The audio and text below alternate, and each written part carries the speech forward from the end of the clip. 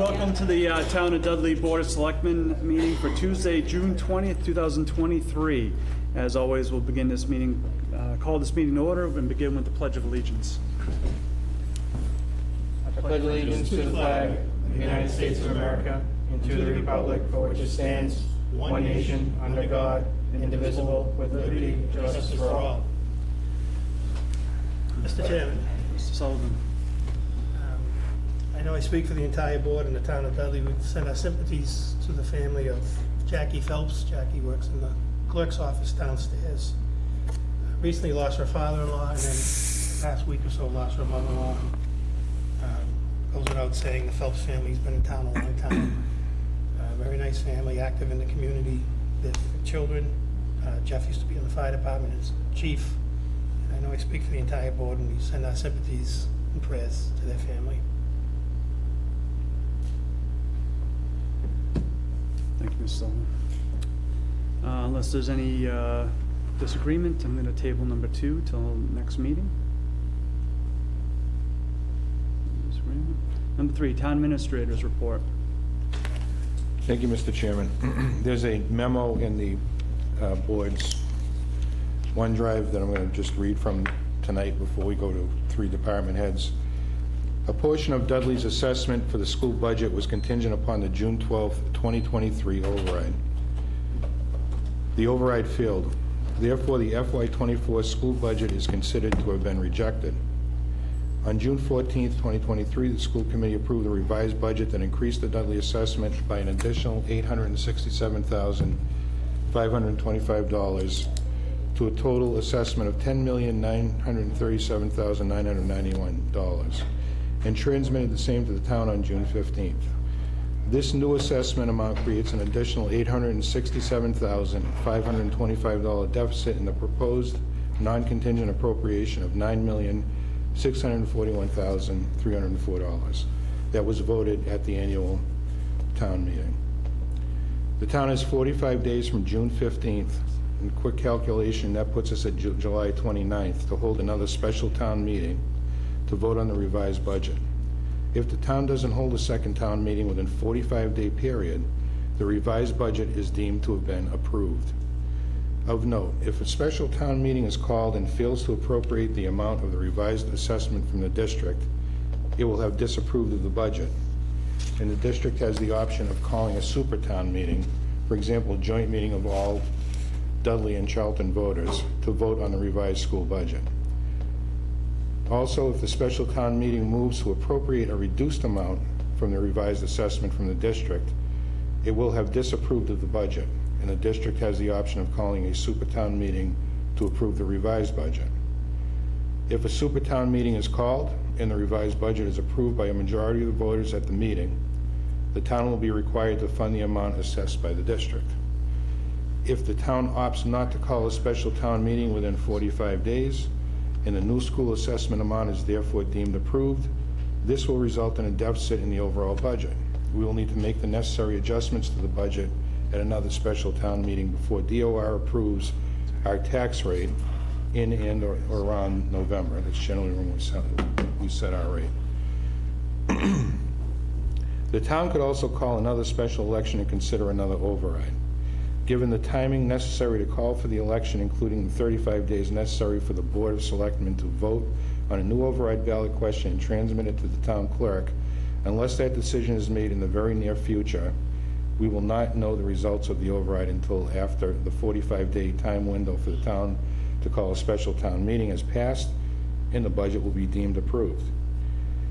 With the failure of the override, the requested amount of $1,674,514 and the additional $867,525 voted and approved by the school committee to the revised district budget, the town is now short $2,542,039 in revenue to budget for level services that we have this year. I am requesting that the Board of Selectmen determine how they would like me to proceed, providing sufficient time for me to act within the 45-day time constraint. And I'm happy, Mr. Chairman, before we go to the 3 department heads, to answer any questions that the board may have of me. Any questions from the Board of Selectmen, from the Town Administrator?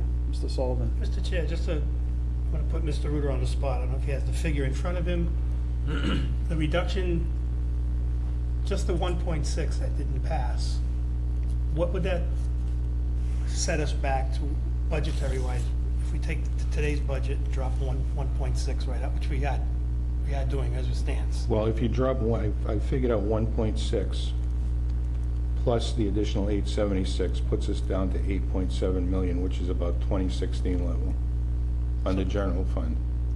So, for the people out there that think we have a lot of fat and that we're hiding numbers, we are going to be reduced on the town side to a financial level of 8 fiscal years ago, which doesn't even include how we go forward into next year. So I just want to be clear. Real numbers, real data point of 2016. It's not scare tactics, it's not hidden money, it's not the town will figure it out. This will set us back on the town side, 2016. 8 fiscal years. Thank you, Mr. Ruder. Thank you, Mr. Chairman. Any other questions from the Board of Selectmen? Mr. Marcy? Yeah, thank you, Mr. Chairman. Jonathan, thanks for putting that together. Again, word of the day was stark, for the last several months. Now we're here. People spoke. I think what people are gonna hear tonight are some pretty, frankly, awful things from our departments. I don't know how else to say it. Like, the scare tactics that we were accused of are here. These aren't scare tactics now. Now we're into real people. Life is gonna change as we know it in Dudley, because that's what everybody asked for. So that's what we have to address that. Knowing that, we asked twice, right? The answer was no both times. Didn't nobody cut enough, to go back and ask, right? So there's a couple things we can do here, and I'm looking forward to Mr. Town Administrator and town department heads to talk through this to see where we go next. Thank you. Thank you, Mr. Marcy. Mr. Chairman, Yes. just want to clarify that we have gone backwards significantly. The numbers will reflect that. The actions that are going to be taken will reflect that. There are some options listed here. It's pretty clear twice. The town is not going to go with an override. They don't want to increase any of their taxes to keep level service. So the service we are getting across the board is going to decline significantly, and it will be felt by all. So I don't think that there are really any options that we are left with at this time. Thank you. Solid. Thank you, Mr. Chairman. Again, I'm not sure if this is apropos at this point, but when people say, cut more. The town came down 200,000 from our initial request when we began meeting with the school committee probably a year ago. As was stated at the town meeting, and has been stated publicly, before this 10% reduction, we lost 14 positions on the town side, mostly part-time. Some were benefited. People seem to think we have all these part-time jobs benefited when we don't. 6 of those department positions were combined into 2 full-timers.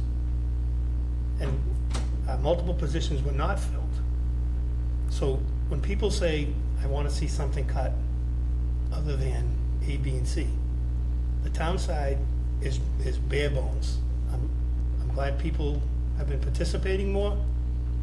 It'd be better if the information came from us instead of in from social media, which does have its good points. But for someone to put something out there to say the town has not cut anything is patently false. And again, we said at the town meeting, we have 4 seats on the FAA. We're having a meeting next week. I encourage people that think They have good ideas. John Massey always says assume positive intent. I'm gonna assume positive intent. We have positions. If you think you have a better answer to cutting something that doesn't probably even exist, we have positions available, and I would encourage anyone to contact the Board of Selectmen. Some are moderator appointments. We will gladly, the Big Tent, will bring you in, sit down, you can see the numbers and deal with the numbers as opposed to reacting. Thank you, Mr. Chairman. I was going to say two things. One, I was going to say what Mr. Sullivan said regarding the FAA. We have openings on that board. I know there are a number of financial professionals in town. Please, come forward. Your town needs you, please.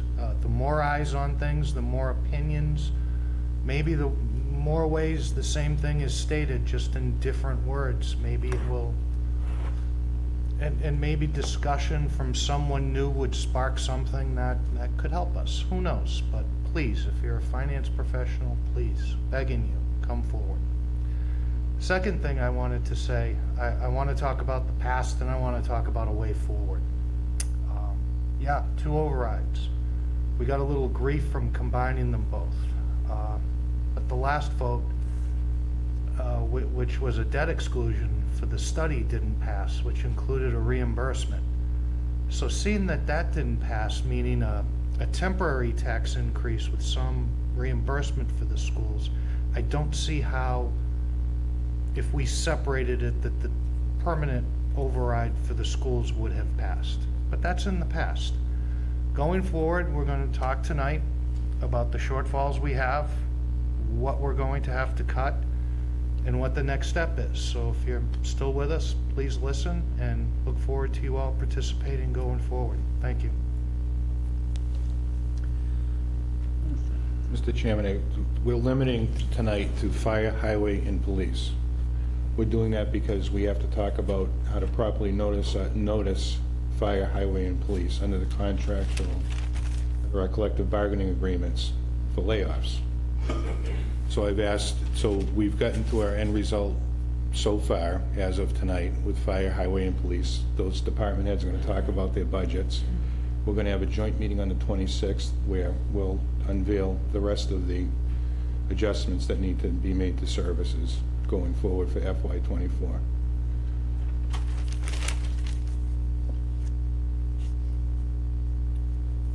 Start with fire department. Chief? The school assessment voted, we doing that next? The school assessment was just in the memo, the opening paragraph in the memo. Thank you, sorry. Good evening. I have to look down because I can't see this, so I apologize. So this was the memo I drafted to Mr. Ruda last week as requested. As a result of the override failure, the fire department will be operating on a 10% reduction from the last fiscal year as laid out at town meeting. That currently gives us no cancer screenings, the beach will be closed, the call firefighter salaries have been reduced, and they pretty much do it on a volunteer basis now, only getting paid minimal if they come back for calls. Overtime has been reduced by $25,000, and on some shifts I only have 2 people. So if one is out, the fire department will probably be not responding to calls because one person cannot staff an ambulance. Or I pull from another line for overtime, which will be limited. Furthermore, lines from emergency management, ambulance license and certification, fire expense, second ambulance, and EMS expenses have been reduced, some down to 0. Well, I left $1 in the line so I could hold the line open. This is meaning I'm jeopardizing EMS services as some of these payments are state mandates to keep the ambulance licensed and operational. This is down to a skeleton budget now. If additional money is required for the schools, this will happen. All per diem employees will be let go, which I won't have 24/7 coverage at all for the ambulances. Some of the per diems make up my on-duty crews for a portion of the week. This means shutting down and relying on mutual aid, which results in longer response times and less ambulance revenue to the town, as we will be giving away calls to other communities. And based on my 2011 numbers, when the board asked me to conduct a study where I had to get all the spreadsheets and run times and everything, we had given away $180,000. I figure we'll probably be at least giving away $100,000 to $150,000 at the least. A layoff of 2 full-time employees, meaning we will be at minimum staffing of 2 without the ability to backfill if one is out. And I'll lose my call members because unfortunately 80 to 90% of my call members are full-timers on other departments. So they're not going to come if we're laying off full-timers because they're union somewhere else. And the reason they moonlight with me is because it's plug and play. They're already trained. I don't have to spend money to send them to training. So it actually works to our benefit in a way too. That's all going to go away. So I don't even think I'm going to be able to staff a fire truck. You can't staff a fire truck with 2 guys. You can't pull a hose and put a fire out with 1 guy and 1 guy on the pump. So I've already called my mutual aid chiefs and telling them I'm going to be calling you a lot because we're not going to be able to put a truck on the road. But, you know, that's not going to last long term because they're going to get sick of coming here and they're just going to say we're not going to do it anymore eventually. The only other thing I can say is all the other towns in southern Worcester County have higher tax rates that can support services by $3 or $4 per thousand at least. All the towns around us, including Charlton, are expanding services and adding personnel to meet demand. Dudley has a $10.16 per thousand tax rate and cannot keep pace with the demand. I think people's insurance rates will rise dramatically and house values will plummet as infrastructure erodes. This is a harsh reality. I don't see where there are any scare tactics here. So the level service budget for the fire department was $1,557,995. With a 10% reduction, it was down to $1,269,820. The additional reductions would be the loss of 2 full-timers, one at $70,355, one at $59,985 per diem. That line will be reduced to 0. That was $40,000. Call fire salary reduced by $30,000. Total reduction beyond 10% is $200,340. New bottom line, $1,069,480,000. Total reduction 31.4%. And I just wanted to add, we had an apartment fire today in town, and I'd be remiss if I didn't bring this up. We responded with 2 trucks. I just happened to have 2 call individuals that came down. They didn't get paid for it. They wanted to train with the full-time department, so they came down on their own time, didn't get paid. And they did training with the full-time department. So we just happened to have extra people there. So we got 2 trucks on the road. There was a small apartment fire. One of the neighbors came out and started on my lieutenant about, well, it doesn't look like you're hurting too much. You know, you're not going to lose anybody. I mean, what do these people think? What's wrong with these people? I mean, it's very disheartening. It just is. I've never seen anything like it in my life. Well, they're going to find out. Chief. Chief?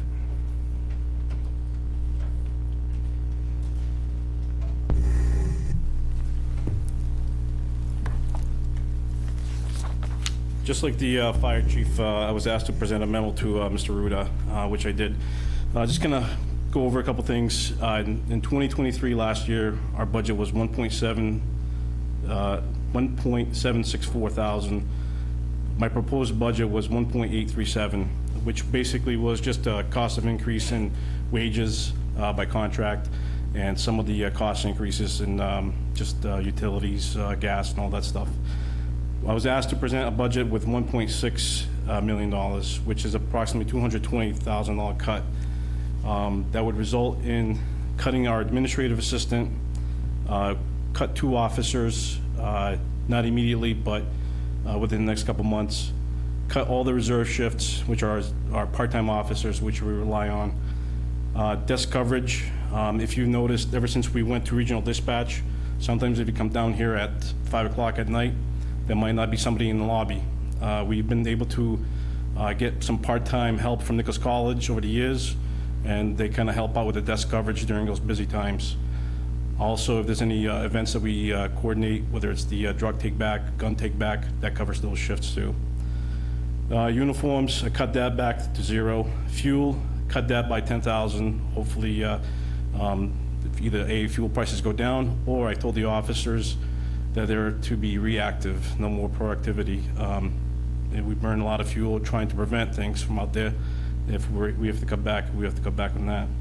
Our training, we cut back $15,000. This year, this is the first year we went back to in-person, in-service training.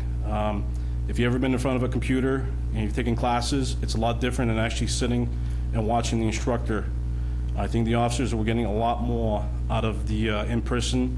If we go back to online training, I don't think our officers are gonna be able to get as much education and information out of that. And expenses, I cut back $35,000 of the expenses. The $40,000 that you see on the line item, it's pretty much bare minimum. That covers, our Verizon bill alone is $10,000. Charter, about $4,000. IMC is about $8,000. Last year, we spent about $10,000 on cruiser maintenance alone. Tasers, we leased the tasers through Axon, which is about $7,000. The money in there is not going to be enough to even cover the cruiser that we have leased that was approved 3 years ago by taxpayers. They were supposed to add approximately $20,000 to the expense line item every year. As you know, we do rely on mutual aid like the fire department does too, but they run a little thin. I can tell you right now, Friday night, Southbridge had a fight involving 100 people. They called us for mutual aid. We had to deny mutual aid because we only had 2 officers working. Saturday night, they had 200 people fighting in the middle of Southbridge. So that night, we were able to send a couple officers, but at some point, if we start refusing mutual aid to some of these departments, they're gonna start refusing it back to us. Thursday night, we had, at approximately a little into third shift, we had a road rage incident that involved brandishing a gun in our town. Our officers worked with Webster to find that individual and arrest him. They found 2 loaded weapons on him. Not even an hour later, we had a fatal accident down on Schofield Ave. And again, Webster helped us out, but eventually during the summer months, they're gonna be running very thin and short on staff. So just to kind of go over a couple more things, I had to advise all the officers that we're gonna limit our community policing events. As you've probably seen, officers in schools doing some helping out with the community. Because of the cost of fuel, manpower, I'm not gonna be able to do that. The school resource officer position, right now, if all the cuts happen, I'm gonna have to pull that officer out of the schools, and he's gonna be on patrol, and I believe he's gonna be put on second shift. He's an asset to this town that he stays there full-time at Shepherd Hill. He does so much that people don't even know about. If I had to bring him and give you a breakdown of everything that he does on a weekly basis, the town would be amazed. Just, again, it's gonna be reactive policing. You're not gonna see us out there driving around, burning fuel at 2 o'clock in the morning, 3 o'clock in the morning. I think this just opens the town up to the problems down the road. And if we cut more personnel, like I mentioned, the 2 officers, if we lose those officers, you're gonna have myself and the lieutenant, which we're already gonna take the tasks that the administrative assistant does as far as payroll, invoices, records requests. That's gonna be put on me because I'm gonna put the lieutenant back on the road. So more than likely, if this happens, you probably won't see me at these meetings for quite a while, because I'll be busy downstairs doing the admin tasks that she was doing and he was doing. So again, it's, we're going backwards. It took us 15 years to recover from last time. I hope this doesn't happen again. Thank you.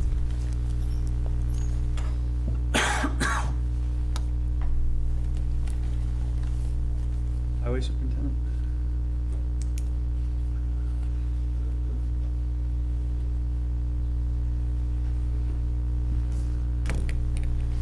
So, pretty much like the two chiefs have reported, I'll be in a similar, if not worse, situation. I have two individuals that have transferred already to the Water and Sewer Department that have not been replaced. I have a employee that will be retiring on July 1st that won't be replaced. My adjusted 2020, FY23 budget was $1,129,974, and that, my proposed budget originally was level funded. I'd submitted a 10% reduction to that. The current one that we're looking at with the, that was submitted to the town administrator is $801,913, which represents a $328,000 reduction. Beyond that, with a super meeting, there'd be further reductions with furloughing several employees and reserving some of the funds for snow and ice removal. So some of the things that would happen just because of the failure of the 2.5 override, position of the foreman was eliminated, requiring more field involvement and oversight by the superintendent. Again, leaving the truck driver and laborers positions unfilled after July 1st.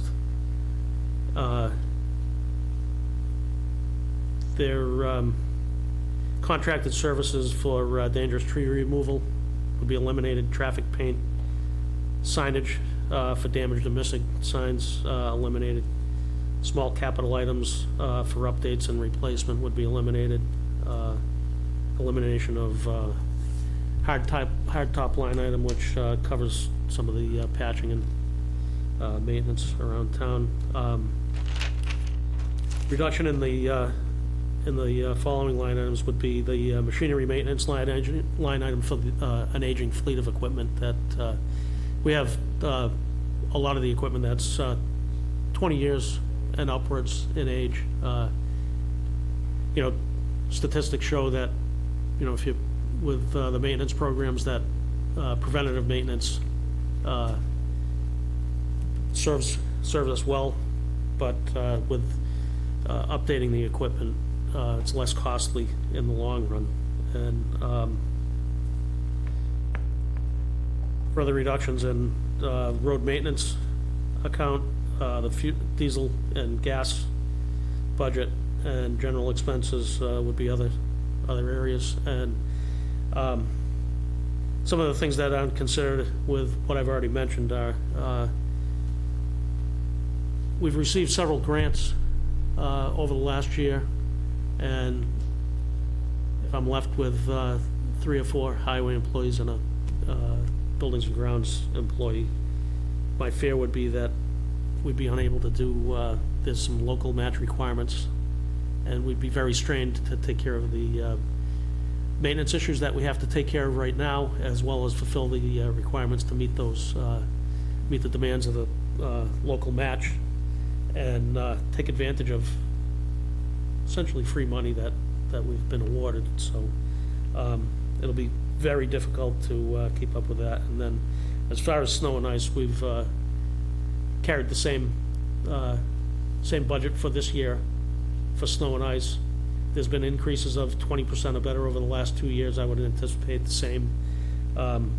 We've realized a relatively mild winter over the last several years too, so should we have a harsh winter at the cost of just the road salt the $95,000 line item budget for that probably leaves us with just about enough money to buy road salt for the year without taking into account the labor requirements. We overspend typically even in a relatively mild year. And I'd be required with short-staffed to hire outside contractors or part-timers to fill those positions, and then we're at the whim of whether we're able to actually acquire those or not. So it's not a scare tactic. Definitely a poor situation, and I think along with the other two department heads that you've heard from there, it's not a real good outlook for the town.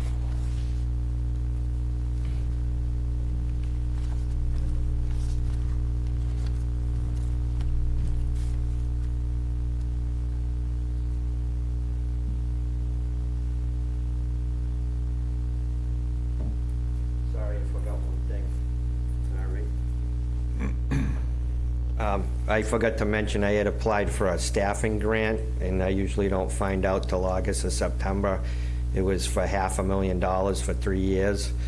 I'm gonna become ineligible for that grant, because one of the questions they ask you is your current staffing level.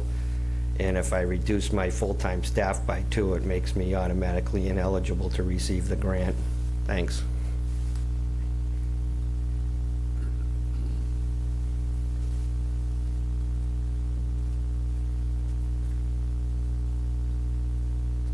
Kind of action you're asking the board to make, Mr. Town Administrator?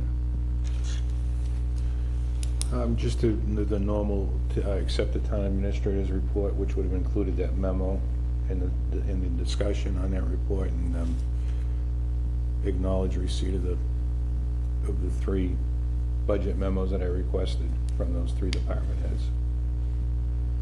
So moved. Second. Discussion? All in favor? Aye. Opposed? Unanimous. Thank you, Mr. Town Administrator. If I can say it that way. New business. Board of Selectmen discussion, additional cuts. Discussion priority funding. Mr. Chairman, we started off with the 3 most difficult departments because they directly impact public safety. And we have to have a discussion in executive after this about how the town is going to proceed in terms of noticing those 3 different departments that have different collective bargaining agreements. And I bring this up because I remain under the impression that the board's priority is, of course, public safety, and that's where I've brought those cuts to as far as I possibly think we can go, without it having the opposite effect and costing us more money in overtime and that sort of thing. So we still have a long way to go in terms of the cuts. We're not even 400,000 into the 867. So there's going to be some more difficult discussions coming up in the remaining departments that I'll have over the next few days with department heads. But I just wanted to make sure I'm on the right track in terms of how the board wants me to proceed in terms of cutting. Cybersecurity, our contract will be ended. Online services will be ended. This is to get us to the 867, the additional 867, on top of the 1.6. And so I'm looking for, make sure I'm on the right track with the board in terms of how you want me to continue. Mr. Saul? So, I was a little late to the last meeting. I'm not sure if it was discussed. Are we currently, obviously, imposing a hiring freeze, right, on, across the board, no new hires? I think we made that. We've already done hiring freezes. I mean, Like I said, I was late to that last I meeting. don't think we have, we didn't talk about wage freezes. So, all right, that's my next question. As part of impact bargaining and with non-union personnel, are we putting a wage freeze in effect also till we get final numbers straightened out to see I mean, we can't wage freeze a union. Obviously, we can obviously go back and ask, open up the contract, but for non-union personnel, and it pains me to say it, I'm not, this is bad. My 23 years, this is bad.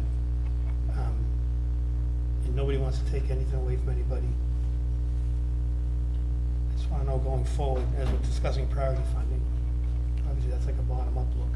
We have to be proactive on some certain steps until we get real numbers. Mr. Chairman, I think we can anticipate some impact bargaining events coming up based on the FY '24 budget.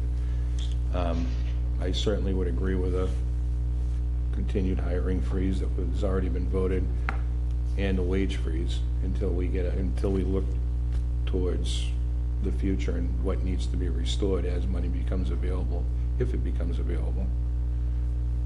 Is there a proposed motion?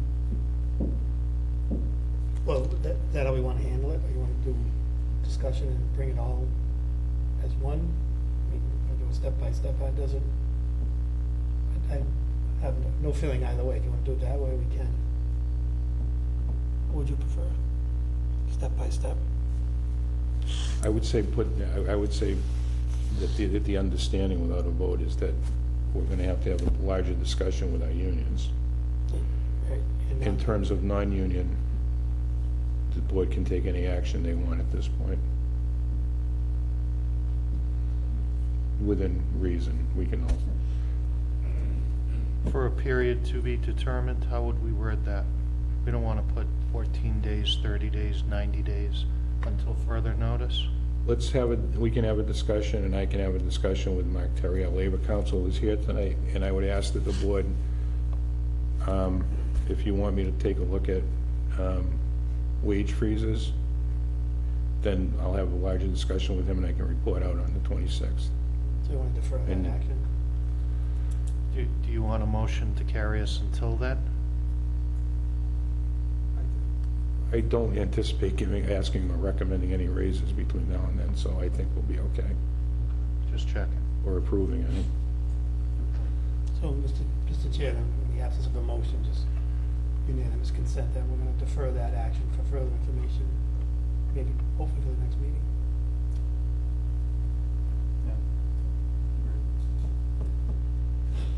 Yeah. Yeah, that's more data.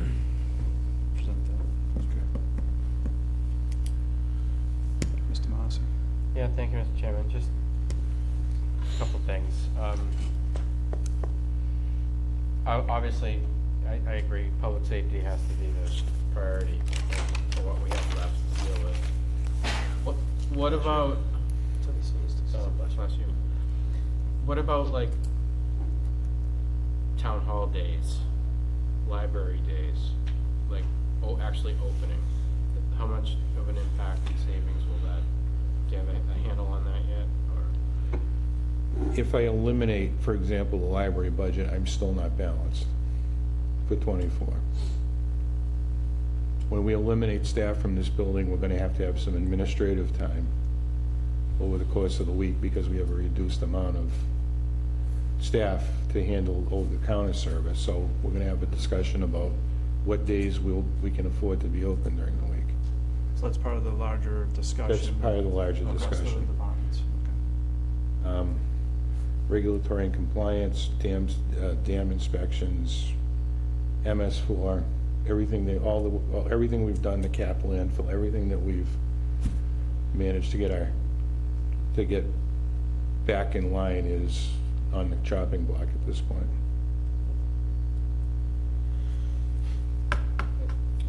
And just while we're on the topic of that, like, the best way to like solve this is to increase revenue, and we've looked for ways to do that. If there's a grant available that fits the town of Dudley, we apply for it. Anything we're eligible for, we apply for. It's been done. Nichols College, I hear a lot from people like, why doesn't the school help more? I've been here, you've been here a while, Sully. We've worked with past administrations and the current administration on like maybe like finding ways to work closely together, pilot programs and so forth. Guess what the answer we get is? Yep, you know what to go do with yourselves, essentially, right? That's not the kind of relationship they really want to enter into. So we have asked these tough questions, short of going and handing them a bill. For President Slamazey, here's a bill. If you want to like step up and save your public safety and be a partner. That's where we're at. So cannabis revenues aren't where they're tracking to where we would hope them to be. You know, glut of that. People are scaling back big plans on that. The mill hasn't been pushed forward yet. It's going to be. We have high hopes for that. A lot of people want to spend a lot of money in Dudley to drive that, but we're not there yet. So, like any other sources of revenue that we will look for, we have, and we'll continue to do that. Mr. Sullivan? Yeah, thank you, Mr. Chairman. Yeah, just to expound on what John said. There was a recent email string where a resident contacted a state rep that's not our state rep about a bill that state rep had proposed, and it was littered with falsehoods that I felt necessary to correct. And basically what I said was, Nichols has given us some financial contributions. It's never a consistent amount, never a yearly amount. And since I've been here, every town administrator, executive secretary, going back to Sue Horn, has met with Nichols annually.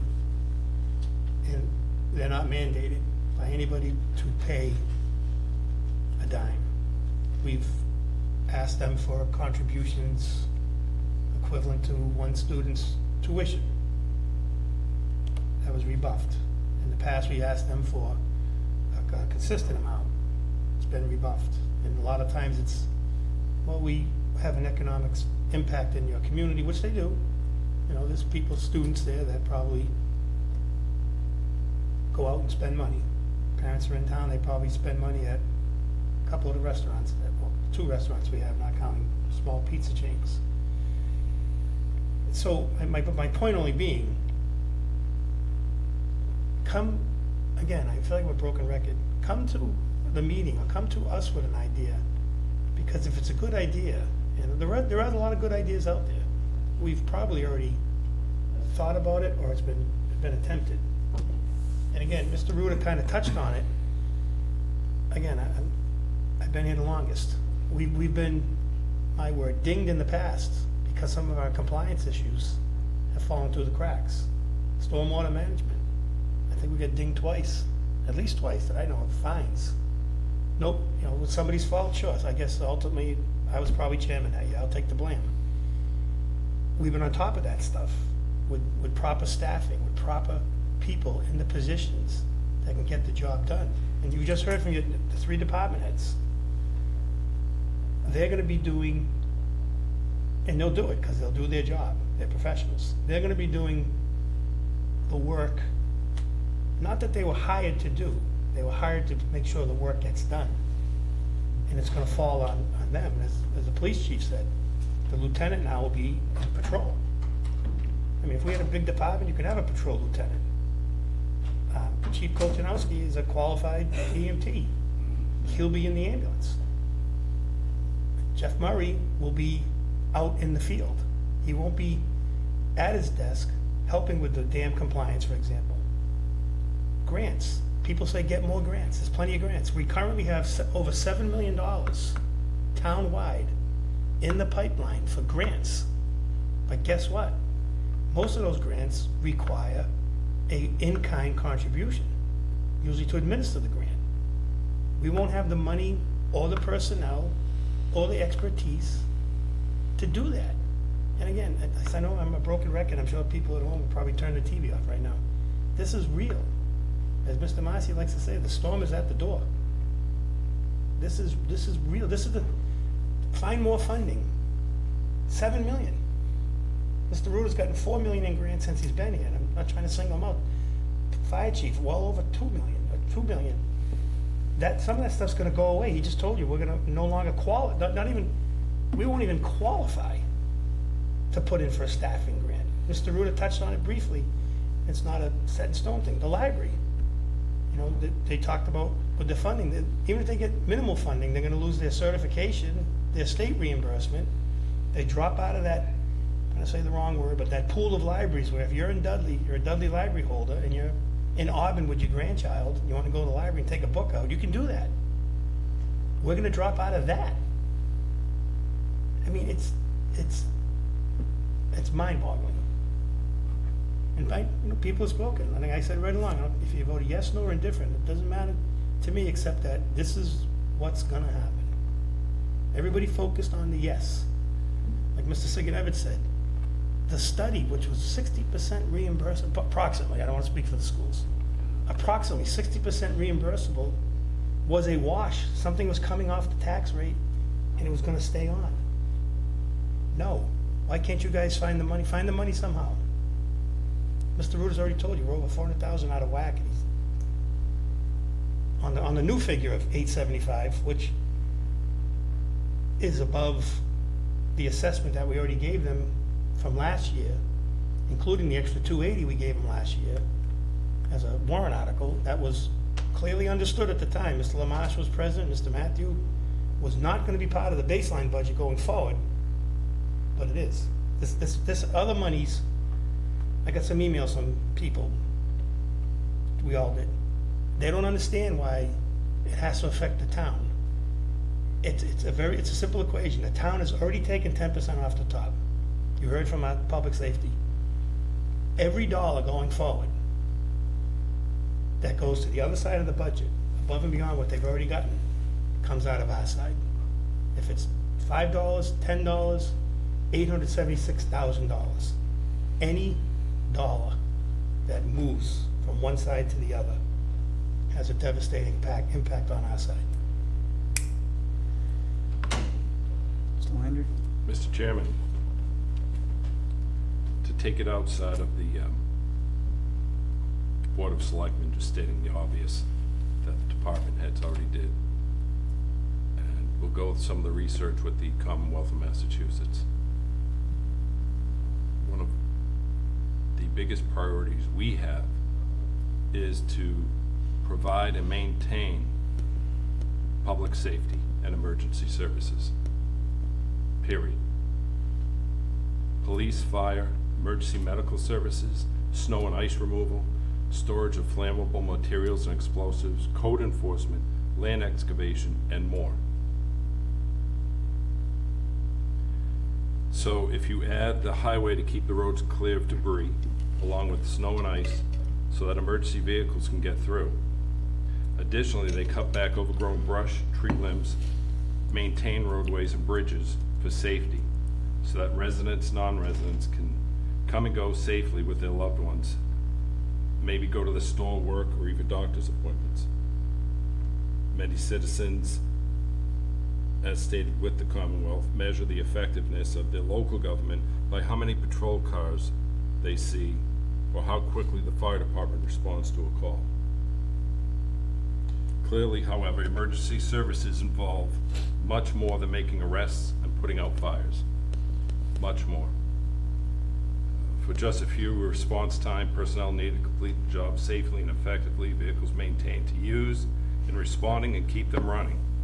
Training to keep everyone certified at the highest level of training possible for the residents. Labor agreements, legal issues, requirements, and compliance with federal, state, and local laws. Inspections, equipment upkeep, and being reactive now instead of proactive.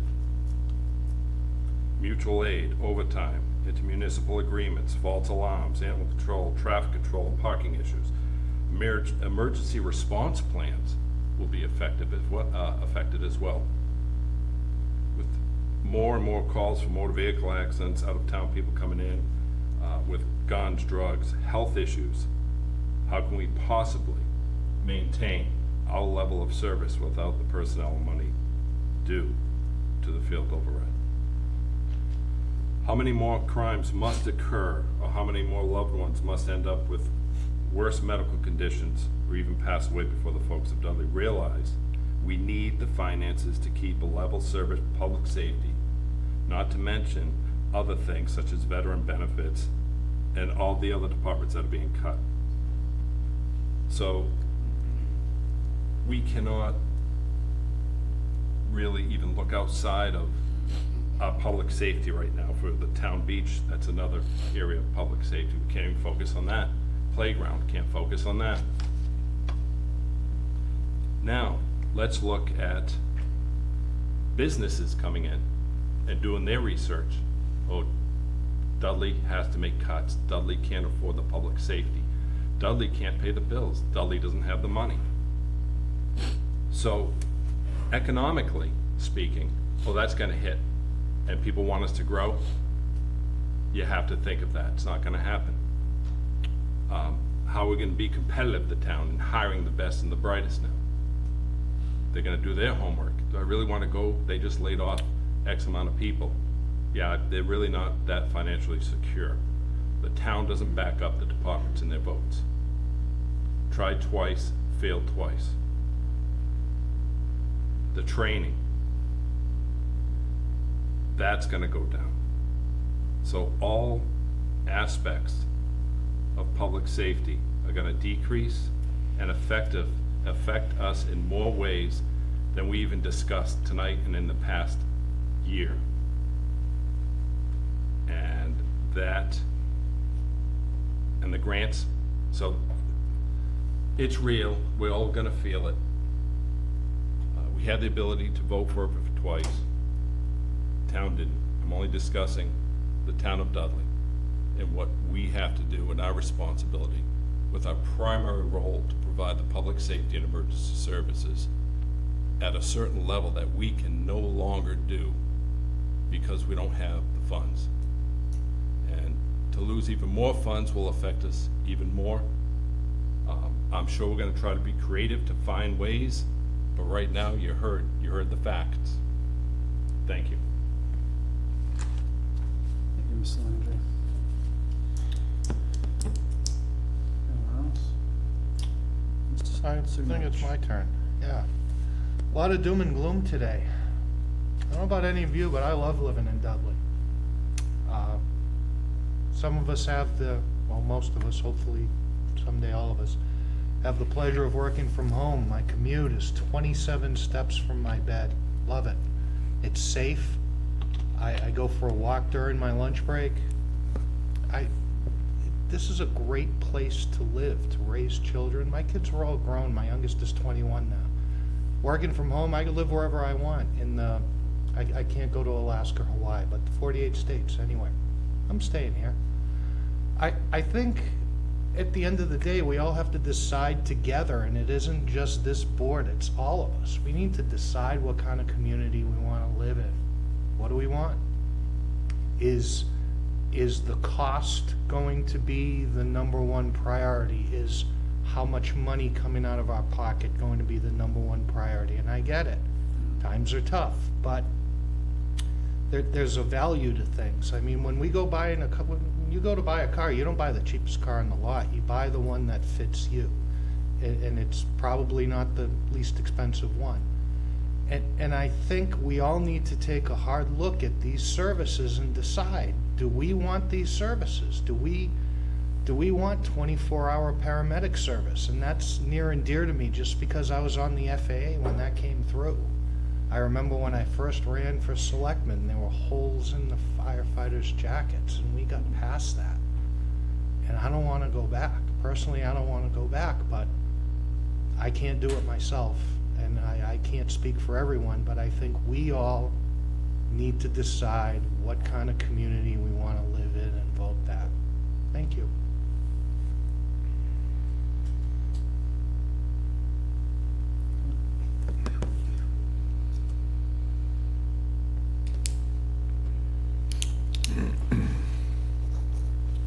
So on the agenda, board members' comments. Any additional comments by any of the board members? Mr. Sullivan? I'm gonna repeat myself, and I apologize. Get involved. Get involved. Not everybody has the time, the energy, the desire, the want, or the skill. But I tell you what, we'll still take you. You don't think you have a skill, the right skill set? We'll take you. You know, you get on the right board, you get trained. You know, people have been showing up, which is great. We always say, you know, we want participation. You know, and again, I'm gonna say it, my old straw, social media, for all the good it can do a lot of bad. I was informed, somebody put a post out there, basically said, all our selectmen, probably included Mr. Ruda, we should go to the schools and shake the hand of every student and teacher and apologize. Because it was just us, right? Put together the one question for the override, although the school committee voted the same way.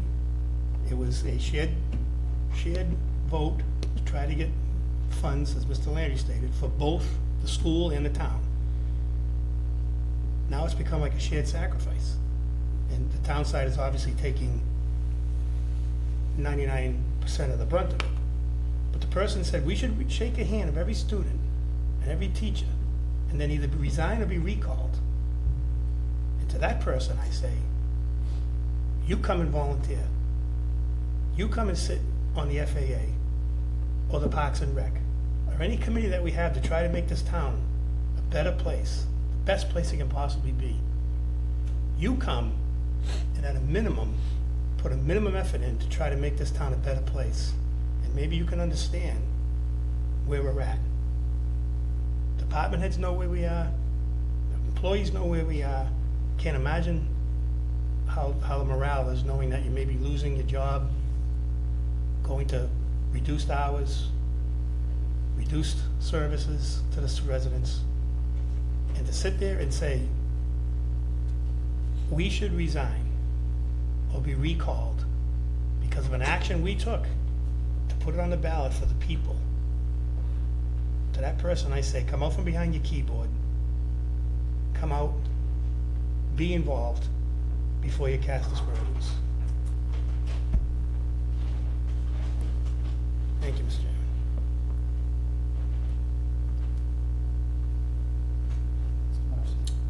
Thank you, Mr. Chairman. Just a couple closing thoughts. As I start my 12th year on the board, it's probably one of the worst meetings I've sat through. We've always been able to, again, we always talk about doing more with less. Somebody said nobody should wear that as a badge of honor, but we do anyway, because that's what we have, and you do what you can. I'm proud of what everybody has done over the years. Like they said, that the one that, like, public safety is the priority. 24/7 paramedic coverage is one of the things I talked about when I first got on the board with these two to my left. And you know what? We all got it done. The FAA made that a priority, and it happened. And just to see us walk that back is I don't even have the words. That people understand that that's what's probably going to happen. The school committee's here. You guys have been great showing up. Charlton guys are here. I appreciate those that knew that this meeting was going to happen and what would they hear to try to find some common ground to work together on the next steps. None of us on this board, I will speak for you guys, are anti-education. I know that most of all. You guys know I have a special needs daughter. She costs a lot of money, and I am well aware of that. School needs their funding too. But I want everybody to understand that they had a choice. Okay? And you elected us to come and make these tough decisions, and now we're gonna do that. But I like Mr. Sullivan, to be told that you're anti-education, corrupt, that was my favorite. Corrupt. Run against me. Run against us. You think come see how the sausage gets made. It's all there. We've all been very open and honest about our priorities and what we need to do to come together as a company. Mr. Seganovich said it best. What kind of town do we want? We gave people options. I stand by those options. With the school committee, we stood together as a town. You can't have one part of your town falling apart and the other one, getting everything it needs, right? That's why we work together to do that. That's just good business sense. Because when this is all said and done, we're gonna have a tax rate in the single digits. Can't do a lot with that these days with what things cost. I'm not a taxer by nature, but what we ask is what we think is fair. To keep our services the way we go. We do an awful lot, a full service town in southern Worcester County with the low tax rate and great schools. That's what we should be proud of what we've accomplished so far. And economic development has always been one of our other pillars, one of my other pillars that I talk about all the time. How can we get new businesses to come see us, like Mark said, then when they do their homework, when they don't invest in public safety like we should, or infrastructure, because we can't. It becomes a moot point, right? We can't shift the burden to the businesses we already have, because why would you stay? Right? So these are the things that we really talk about, and are the things that I think about, things that keep me up at night. Right? And I want to make sure everybody understands that we do this for the right reasons. This isn't easy. We willingly took it on. And I promise that I will work with the team here and everybody that came to try to get through this as best we can with as minimal carnage as possible. And we're going to do it ourselves. Right? No offense to the Charlton team, we got to fix this here. I heard a lot of comments about at the school committee's last meeting, something about a bucket brigade. I don't care if they have a bucket brigade for a fire department, just as long as I can't have that. I heard it, Kathy, from somebody who heard it. Yeah, no, you guys didn't. No, you guys, no. People in attendance, and it's just like that's can't go there. We just can't go there. So we will do the best we can through this. So I appreciate everybody's patience and attention to this. Thank you, Mr. Chairman. To speak to Mr. Marcy's point of run against us, I want to thank everyone that voted for me in this last election, week before Monday. Thank you if you didn't vote for me. We had a large turnout, and that's how government works, the voice of the people. And I think the fact that I was reelected kind of speaks to, you do trust us. You do look to us for leadership. And yeah, we're going to get through this. We're all going to get through this. We just, like I said earlier, we need to figure out what kind of community we want to live in. Thank you. I'd just like to thank the department heads for their professionalism during this tough time. It's not the easiest time to be a leader. Thank you for all you're doing right now. And all your staff.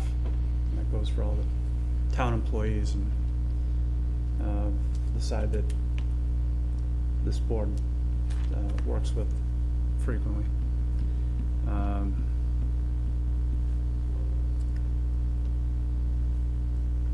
One glimmer of hope, see the community get together up at the Grange and another successful strawberry festival. From the looks of it, from the happy attendees, just be careful on those sidewalks, dangerous sometimes. And everyone over at the Black Tavern as well. So thank you, everyone. And we'll continue to reiterate what the other selectmen mentioned. So with that, seek to adjourn into executive session. Mr. Chairman, Sullivan. make a motion, convene into executive session under Mass General Law, Chapter 38, Section 21, subsection A3, to discuss strategy with respect to collective bargaining or litigation if an open meeting may have a detrimental effect on bargaining or litigating position of the public body. Chair so declares not to reconvene in open session. Second. Discussion, all in favor? Aye. Stephen Sullivan, aye. Harry Sigenovich, aye. Tom Marcy, aye. Mark Landry, aye. Jay Johnson, aye. Thank you. Thank you, everybody. Good night.